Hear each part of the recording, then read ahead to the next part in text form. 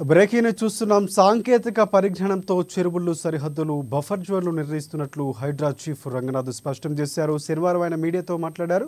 ఇక ఎన్ఆర్ఎస్ఈతో సమన్వయం చేసుకుని శాటిలైట్ చిత్రాలు సేకరిస్తున్నట్లు ఆయన తెలిపారు.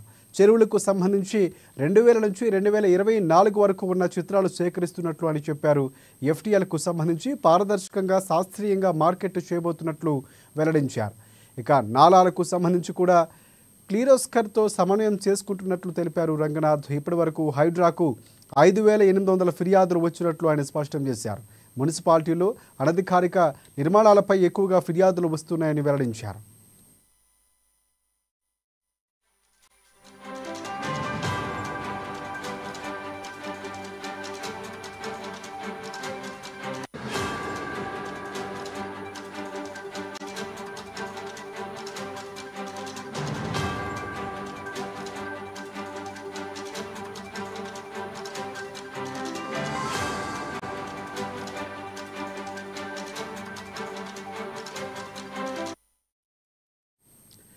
ఇక హైడ్రా ఏర్పడిన నాటి నుంచి ఇప్పటి వరకు హైడ్రా 200 ఎకరాల భూమిని కాపాడిందని చెప్పారు.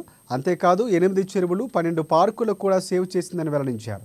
హైడ్రా చర్యల వల్ల ప్రజల్లో అక్రమ నిర్మాణాలపై అవగాహన పెరిగిందని తెలిపారు. ఎఫ్టీఎల్ అంటే ఏమిటి, బఫర్ జోన్ అంటే ఏమిటి, ఎక్కడ నిర్మాణాలు చేసుకుంటే మంచిది అనే క్లారిటీ అందరిలో వచ్చిందన్నారు రంగనాథ్. ఇక కొందరు కావాలని హైడ్రాపై తప్పుడు ప్రచారం చేస్తున్నారని మండిపడ్డారు.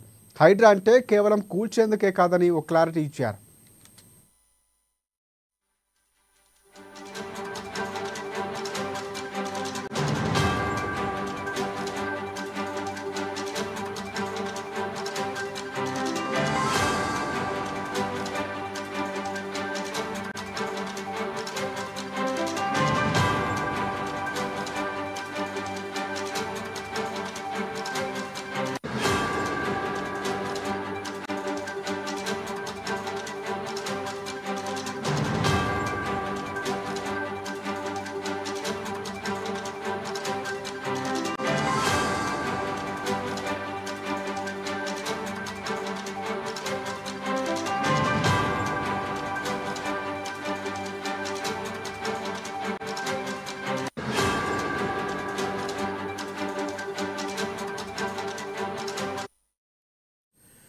రైట్. సాంకేతిక పరిజ్ఞానంతో చెరువులకు హద్దులు, అలాగే బఫర్ జోన్ నిర్ణయించినట్లు హైడ్రా చీఫ్ రంగనాథ్ స్పష్టం చేశారు.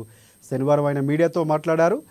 ఎన్ఆర్ఎస్ఈ సంబంధించి సమన్వయం చేసుకుని శాటిలైట్ చిత్రాలు సేకరిస్తున్నట్లు తెలిపారు. చెరువులకు సంబంధించి 2000 నుంచి 2024 వరకు ఉన్న చిత్రాలు సేకరిస్తున్నట్లు చెప్పారు. ఎఫ్టీఎల్కు సంబంధించి పారదర్శకంగా, శాస్త్రీయంగా మార్కింగ్ చేయబోతున్నట్లు కూడా వెల్లడించారు.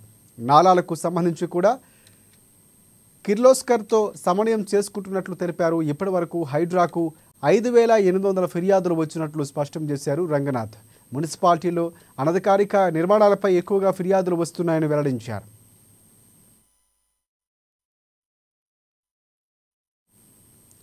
ఇక హైడ్రా ఏర్పడిన నాటి నుంచి ఇప్పటి వరకు హైడ్రా 200 కాపాడిందని చెప్పారు. అంతేకాదు 8 చెరువులు, 12 పార్కులు కూడా సేవ్ చేసిందన్నారు.